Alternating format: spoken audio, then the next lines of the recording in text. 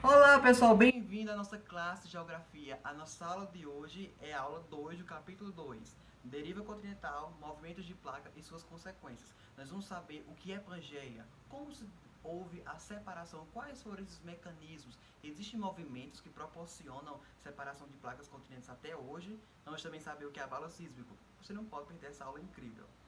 Bom, na nossa primeira aula nós tivemos uma aula sobre o interior da Terra. Vimos as camadas, a crosta, o manto, o núcleo externo e o núcleo interno.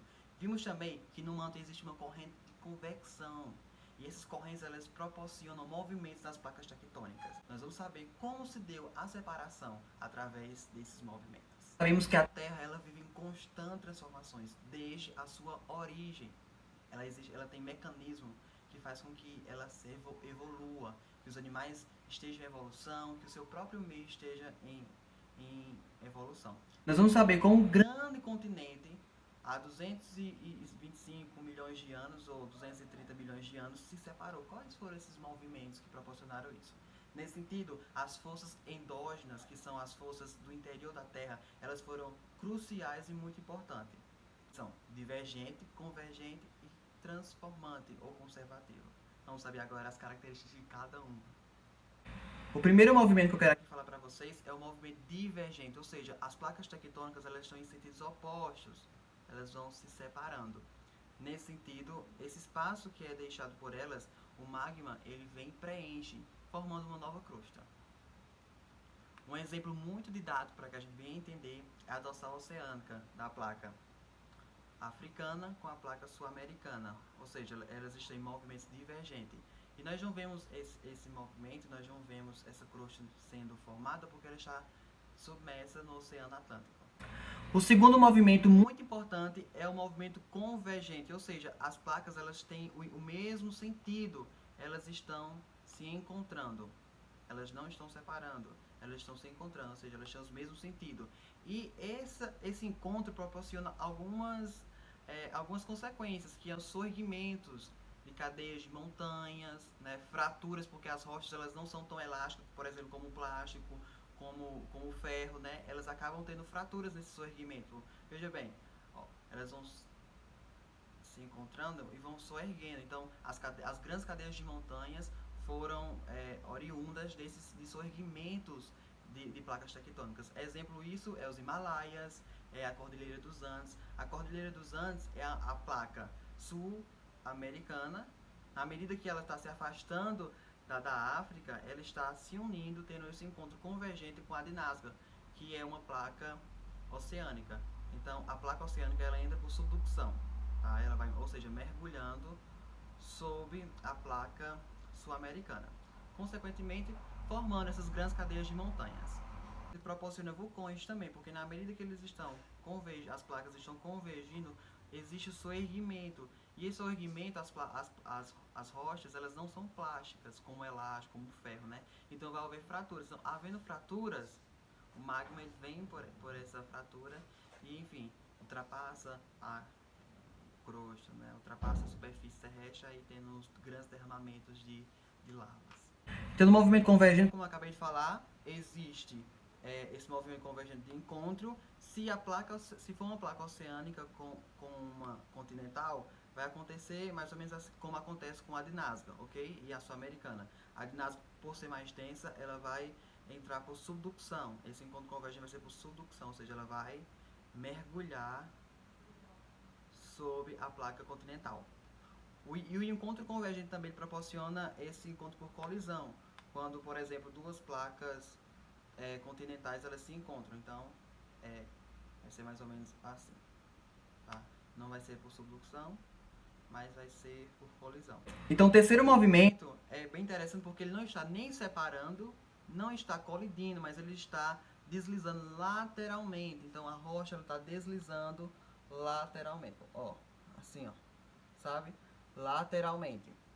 Nesse sentido, pode ocorrer grandes terremotos, por exemplo, como a falha de San Andreas, nos Estados Unidos, na Califórnia. Grandes terremotos. E esse movimento se dá justamente por essas correntes convectivas. Então, a energia fica presa e existe um momento que existe uma tensão geológica e faz com que haja esse movimento. Então, quando essa tensão geológica, ela como se ela ficasse armazenada, tem um momento que ela, né, estoura. Então acontece esse movimento quando existe essa tensão geológica. E quando isso acontece no continente, nós temos aí esses grandes catástrofes, né? Enfim, muitas cidades devastadas. Um exemplo disso é a falha San Andreas, na Califórnia, nos Estados Unidos. E por falar em tensão geológica, vamos falar também um pouquinho sobre abalo sísmico? Bom, abalo sísmico é justamente o que eu acabei de dizer, é a liberação dessa tensão geológica, dessa pressão. Então, acontece o abalo sísmico no foco, que vamos supor que são nas camadas interior da Terra, acontece no foco, é hipocentro que chama, e ela vai se expandir e vai chegar na superfície da Terra que nós estamos. Então, a superfície da Terra que nós estamos é o epicentro, tá? Onde vai ter o maior foco desse abalo sísmico. E, consequentemente, se isso acontecer na superfície terrestre, onde nós estamos nos continentes, vai acontecer terremotos. E se for no mar, vai acontecer os tsunamis. Estamos aí chegando no fim da nossa aula, espero que vocês estejam gostando. E eu quero falar aqui para vocês de uma teoria que é muito interessante. Bem, gente, nossa aula chegou ao final, espero que vocês tenham entendido. Caso vocês não entendam, vocês podem mandar mensagem para mim, ou então vocês reverem o vídeo está muito didático. Eu vou enviar também alguns links de vídeos que eles demonstram mais ou menos como é que acontece na Terra esses movimentos de placa, para que vocês não venham ficar apenas com o conhecimento assim, sem ver, né? Nós vamos pessoas reproduziram esses movimentos de placa e vocês vão entender bem melhor. Espero que vocês estejam bem, respondam as questões, falem comigo e bem-vindos a esse mundo do Enem. Com certeza vocês já ouviram falar num supercontinente, uma única massa chamada Pangeia.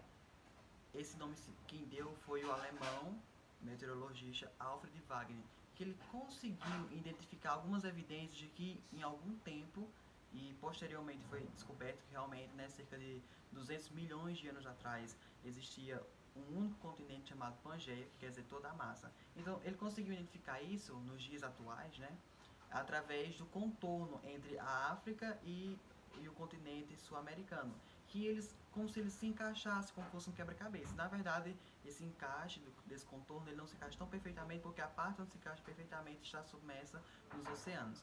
Nesse sentido, não apenas, ele conseguiu também identificar fósseis de animais que não teria como atravessar de um continente para outro, atravessar um continente, um oceano para chegar no outro continente. Então, ele identificou das evidências foram esses fósseis.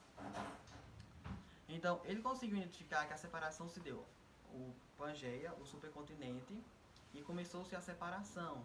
E, de repente, surgiram dois continentes, o Laurásia e o Gondwana. O Laurásia era a América do Norte, a Europa, a Ásia junta.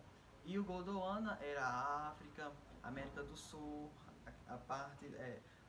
a Índia também estava nesse Gondwana e começaram a se separar.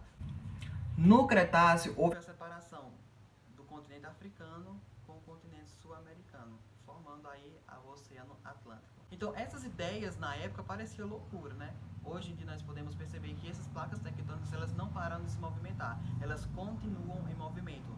Por ano, cerca de 3 centímetros de distância, né? Se aproximam e estão aí a todo vapor sem parar. Bom, pessoal, nossa aula chegou ao final, espero que vocês tenham entendido. Eu vou enviar alguns links para vocês, para que vocês venham tentar, através de vídeos de representações de placas tectônicas, vocês venham compreender como se dá realmente esse movimento, tendo aí a visão dos vídeos. Qualquer dúvida, vocês podem falar comigo, mandar um WhatsApp, ou então deixar aqui nos comentários, eu ajudo